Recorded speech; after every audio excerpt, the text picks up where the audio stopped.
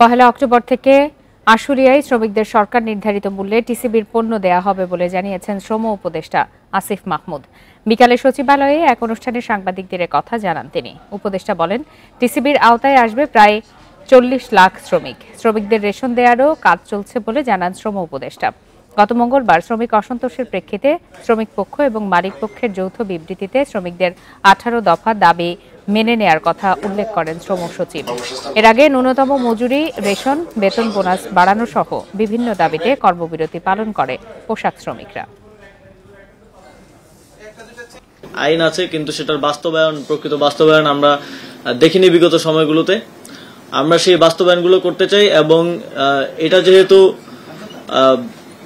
শ্রমিকদেরই অর্থ, কোম্পানিগুলো এখানে অংশগ্রহণের মাধ্যমে এটা আমাদের কাছে আমানত হিসেবে রাখে। আমরা সেটাকে সঠিকভাবে জবাবদিহিতা এবং স্বচ্ছতার ভিত্তিতে শ্রমিকদের কাছে পৌঁছে দিতে চাই।